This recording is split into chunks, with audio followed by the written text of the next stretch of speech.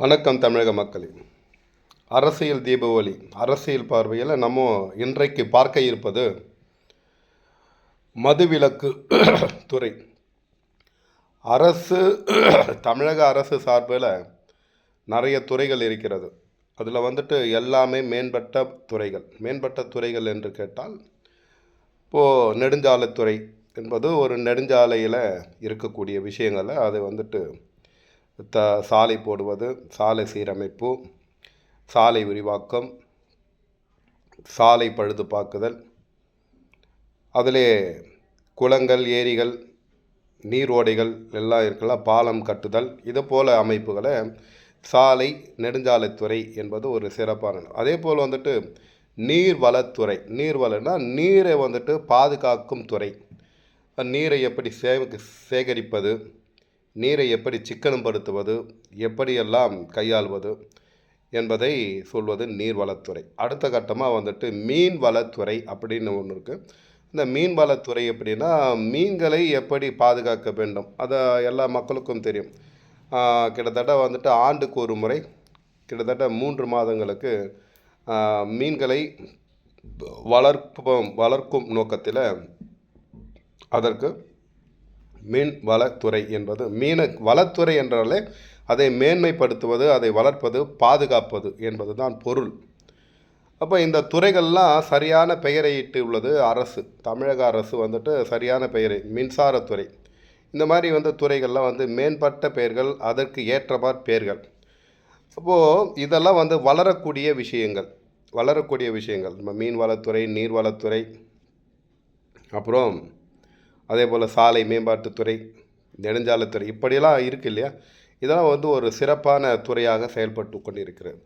அதில் என்ன ஒரு வித்தியாசம்னு கேட்டிங்கன்னா, நம்ம இப்போது பார்க்க போவது மது விலக்கு துறை. அப்படின்னா மதுத்துறை என்று சொன்னால் ஒரு மதுவை கூட்டிக் கொண்டே போவது, மதுவை விற்பனை செய்வது, மதுவை கொள்முதல் செய்வது, மதுவை விரிவாக்கம் செய்வது, மதுத்துறை என்று சொன்னால் அதுதான் இந்த பெயர். மதுத்துறைக்கு இப்போ மது விற்பனை செய்வதற்கும் சரியான பொருத்தமாக இருக்கும் அந்த பெயர். ஆனால் தமிழக அரசோ என்ன சொல்லியிருக்கிறதோ மது விலக்குத்துறை. அந்த விலக்கு என்றால் என்ன? அப்போ கட்டுப்படுத்துதல், அந்த மது விற்பனையை தடை செய்தல் அப்படின்னு தான் அதனுடைய பொருள், மது விலக்குத்துறை. அப்போ மது விலக்குத்துறைன்னு கேட்டிங்கன்னா, இன்றைக்கி தமிழகத்திலே ஜிஎஸ்டிக்கு அடுத்தபடியாக பெரிய வருமானத்தை கொடுக்கக்கூடிய இடத்தில் இருக்கிறது மது விலக்குத்துறை. இப்போ மது விலக்கு என்றாலே மதுவை கட்டுப்படுத்துதல் அல்லது மதுவை ஒழித்தல், போதை இல்லாத தமிழகத்தை உருவாக்குதல் என்று அதனுடைய பொருள். ஆக தற்போது தமிழகத்தில் என்ன நடந்து கொண்டிருக்கிறது என்று கேட்டால், மதுவிலக்கு துறை என்று பெயரை இட்டுவிட்டு மதுவை அரசே விற்பனை செய்வது ஒரு அவமானமான ஒரு செயல், ஒரு கேலிக்கூத்தான செயல், ஒரு வெக்கப்பட வேண்டிய செயல். அப்போ மதுவிலக்கு என்று சொல்லாமல் மதுத்துறை, மது வளர்ப்பு துறை அல்லது மது விற்பனை துறை அல்லது மது கொள்முதல் துறை, இப்படி நம்ம பெயர் மாட்டிக்கிறோன்னா நீங்கள் தமிழகத்தில் மதுவை ஒழிக்கவே முடியாது. இது ஒரு துறை. இது மதுவை கண்டிப்பாக எல்லோரும் அருந்தியே ஆக வேண்டும். ஆண்மகனாலும் சரி, பெண்மகனாலும் சரி, இந்த மது இல்லாமல் இந்த நாட்டில் யாரும் வாழ முடியாது என்பது தான் அதனுடைய பொருள். அப்படி பெயரை மாற்றிட்டு நீங்கள் மதுவை தாராளமாக விற்பனை செய்யலாம். அதை விட்டு மது விலக்குத்துறை என்றால், மது விலக்கு என்றாலே மதுவை தடை செய்வது என்று பொருள், மதுவை கட்டுப்படுத்துதல் என்று பொருள், மதுவை அடக்குதல் என்று பொருள், மதுவை அறவே ஒழிப்பது என்று பொருள், மது எங்கெல்லாம் விற்கப்படுகிறதோ அதை தடை செய்வது என்று பொருள். அப்போது மது விலக்குத்துறை பெயர் தப்பாக இருக்கிறது. அந்த மதுவிலக்கு என்று சொல்லிவிட்டு இந்த மதுவை அரசே விற்பது கேவலமான செயல். அதேபோல் ஒரு வெக்கப்பட வேண்டிய செயல். மதுவை விற்று இன்றைக்கி அரசு நடத்தக்கூடிய விஷயத்தில் அரசு இருக்கிறது. அரசு என்பது மக்கள் நலனை காக்கத்தானே தவிர மக்களுக்கு தவறான வழிகளை காட்டுவதற்கு அரசின் கடமை அல்ல, அரசின் நற்சிந்தனை அல்ல. அப்போது இந்த அரசு என்ன செய்யணும்னா, இந்த முழுமையாக இந்த மதுவிலக்குத்துறையை தாங்களே அரசு விற்பனை செய்வதால் இந்த பெயருக்கும் விற்பனைக்கும் சம்பந்தம் இல்லாத, அரசுக்கும் சம்பந்தம் இல்லாத பெயர். ஆகவே இந்த மதுவிலக்கு துறையை மாற்றிவிட்டு மது விற்பனைத்துறை, மது வளர்ப்புத்துறை அல்லனா மது கொள்முதல் துறை அப்படின்னு பேரை மாற்றிக்கிட்டிங்கன்னா அரசு விற்பனை செய்வதற்கு ஒரு வசதியாக இருக்கும். அதை விட்டுவிட்டு மதுவிலக்குத்துறை என்று பெயரை போட்டுவிட்டு இங்கே மக்களுக்கு அன்றாடம் வந்துட்டு பார்த்துட்டிங்கன்னா இன்றைக்கி தமிழகத்தில் குடிக்காத யாருமே இல்லைன்னு நம்ம சொல்லலாம். ஏன்னா அந்த அளவுக்கு வந்துட்டு இந்த இந்த டாஸ்மாக் கடைகள்லாம் க்யூவில் நின்றுட்டு அன்றாடம் சம்பாதிக்கும் பணத்தை எடுத்துட்டு அங்கே போயிட்டு முதல்ல அதுதான் வேலையாக இருக்குது. இன்றைக்கி வந்து நிறைய வந்துட்டு பொருளாதாரத்தில் பின்தங்கிய மக்கள், ஏழ்மை நிலையில் உள்ள மக்கள், அடித்தட்டு மக்கள் எல்லாமே வந்துட்டு அங்கே தான் எடுத்துன்னு போயிட்டு பணத்தை கொடுக்குறாங்க. அந்த பணத்தை வாங்கி இலவசங்களை வழங்கி கொண்டு மேலும் குடித்தவர்களை இந்த அரசே வந்து விற்பனை செய்கிறது. அந்த அரசு விற்பனை செய்துவிட்டு எல்லா சிக்னலிலும் அந்த டூ வீலர், காரு எல்லா அந்த லாரி ஓட்டுபவர் எல்லோரையும் வந்து டிரைவர் வந்து செக் பண்ண வேண்டியது. அப்போ செக் பண்ண வேண்டியது என்னென்னா, அப்போ நீங்கள் விற்பனை செய்கிறீங்க, அப்போது ஆசாபாசங்களுக்கு அடிமைப்பட்ட மனிதன் ஒன்றும் 6 அறிவு பகுத்தறிவு கொண்டவன் அல்ல. எல்லாமே வந்துட்டு அவனுடைய சிந்தனைக்கேற்ப அவன் செயல்படுவான். ஆகவே நீங்கள் விற்கிறீங்க, அதை வந்து மது அருந்துகிறான், உடல் வலிக்கோ ஏதோ ஒரு அவனுடைய காரணத்துக்காக அருந்துகிறான், அது அருந்து விட்டு ஓட்டுகிறான். அப்போ ஓட்டும் பொழுது அது வந்துட்டு மதுவிலக்கு சட்டத்தில் ட்ரிங்க்ஸ் பண்ணிவிட்டு நீங்கள் டிரைவிங் செஞ்சீங்க, அதனால் வந்து உங்கள் மீது வழக்கு போடுகிறோம் அப்படின்னு சொல்கிற. முதல்ல மதுவை விற்கும் அரசு மீது வழக்கு போட வேண்டும். இது வந்துட்டு அரசு வந்து சிந்திக்கணும்.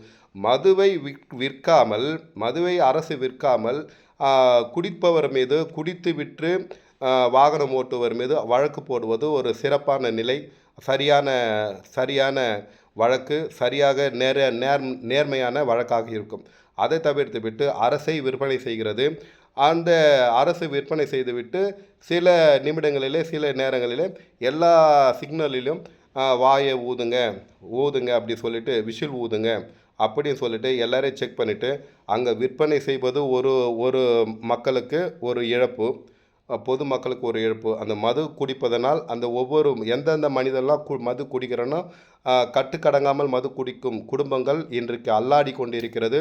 அரசின் இலவசங்களுக்காக கையேந்தி நிற்கிறது என்பது தான் உண்மையான நம்ம யதார்த்தமான உண்மை. ஆகவே இந்த மதுவை நீங்கள் விற்றுட்டு அதே வந்துட்டு ஏதோ ஒரு வண்டி வாகனத்தில் வரும்போது அடுத்த சிக்னலில் மடக்கி ஊது என்று சொல்லி அதுக்கு ஒரு 2000 3000 ஃபைன் போடுறது.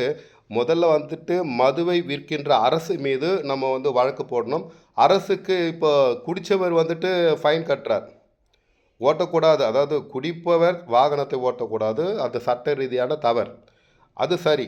ஆனால் இந்த மதுவை விற்பவருக்கு என்ன தண்டனை என்பதை இதுவரைக்கும் கோர்ட்டோ நீதிமன்றமோ இல்லை சமூக ஆய்வாளர்களோ சமூக சிந்தனையாளர்களோ இதுவரை கேள்வி கேட்கவில்லை, மக்களும் கேள்வி கேட்கவில்லை. என்னுடைய அரசியல் பார்வையில் வந்த சிந்தனை. ஆகவே மதுவை குடித்து வாகனம் ஓட்டுபவருக்கு தண்டனை என்றால் அந்த மதுவை விற்பனை செய்பவருக்கு என்ன தண்டனை, அது வந்துட்டு என்னுடைய கேள்வியாக இருக்கிறது. மேலும் வந்துட்டு இந்த மதுவை வந்துட்டு அறவே நீங்கள் ஒழிச்சிட்டு இந்த மது அருந்திவிட்டு வாகனம் ஓட்டுகிறான் என்றால் அவன் மேல் தாராளமாக நம்ம வழக்கு போடலாம். அப்போ வந்துட்டு எங்கே தயாரிக்கிறார்கள், எங்கே தயாராகிறது, எங்கே விற்பனை செய்கிறார்கள் என்று சொல்லலாம். இப்போ இன்னொரு விஷயம், மதுவை கட்டுப்படுத்தினால் லஞ்சம், அதாவது மதுவை கட்டுப்படுத்தினால், மதுவை ஒழித்துவிட்டால், இந்த டாஸ்மார்க்கை ஒழித்துவிட்டால், அதே போல் வந்துட்டு கஞ்சா, அது அந்த கள்ளச்சாராயம் வந்துவிடும் அப்படின்னு சொல்கிறாங்க. அதெல்லாம் வந்து எந்த அளவுக்கு சரியான நிலை என்று சொல்லவில்லை. அப்போது மதுவிலக்கை பூரண மதுவிலக்கு தமிழகத்திலே சட்டம் இயற்றப்பட்ட பிறகு அந்த சட்டத்திற்கு ஏற்ற தமிழகம் முழுவதும் ஒவ்வொரு மாவட்டத்துக்கும் டிஜிபி, ஐஜி இதை போல் வந்து கலெக்டருக்கெல்லாம் நீங்கள் ஆர்டர் போடணும். இந்த ஒவ்வொரு மாவட்டத்திலும் கள்ளச்சாராயங்கள் விற்றால் அந்த கள்ளச்சாராயம் விற்பவரும் சரி, அதே போல் அந்த அதிகாரியும் தகுதி நீக்கம் செய்யப்படுவார். அந்த கள்ளச்சாராயம் விற்பவருக்கு அதிகப்படியாக கிட்டத்தட்ட ஒரு 50 வருடங்கள் அவர் வந்து வெளிவர முடியாது என்ற சட்டத்தையும் அந்த மாவட்டத்திலே இருக்கக்கூடிய கலெக்டர், ஐஏஎஸ், ஐபிஎஸ் அதிகாரிகளை தகுதி நீக்கம் செய்ய வேண்டும். தகுதி நீக்கம் செய்தால்தான் அப்போ வந்துட்டு அவர்களை வந்துட்டு பயபக்தியோடு அவர்களுடைய பணியை ஆற்றுவார்கள். அதே போல் லஞ்ச லாவணத்தை வாங்கி கொண்டு அவர்கள் வந்துட்டு அதை அனுமதிக்க மாட்டார்கள் என்பது என்னுடைய அரசியல் பார்வை. இது வந்துட்டு ஒரு சிறப்பான ஆய்வாக இருக்கும் என்று நம்புகிறேன். இது வந்து பொது சிந்தனை மட்டுமே. இது வந்து அரசை எதிர்த்தோ, அதாவது அரசுக்கு வழிகாட்டும் பதிவாக தான் நான் கருதுகிறேன். எனவே இந்த இந்த பதிவை கண்டுவிட்டு உடனடியாக தமிழகம் முழுவதும் இந்த அரசு மதுவிலக்குத்துறை என்று நீங்கள் செஞ்சு மது விற்பனை செய்யும் பொழுதும் இங்கே தவறான விஷயங்களை நீங்கள் அரசு வந்து மது விற்பனை செய்யுது என்றால் அரசு மதுத்துறை என்றே நீங்கள் பெயர் சூட்டிக் கொள்ளலாம். அரசு வந்துட்டு மது விலக்குத்துறை என்று சொல்லும்போது மது தடை செய்யக்கூடிய அது துறையாக தான் இருக்கிறது. அப்படி இருக்கும்போது மதுவை தடை செய்யும் சட்டம் மட்டும் ஏற்றிவிட்டு அதுக்கு ஒரு துறையை போட்டுவிட்டு மதுவை அரசே விற்பது எந்த வகையில் நியாயம்? மக்களை சிந்தியுங்கள்.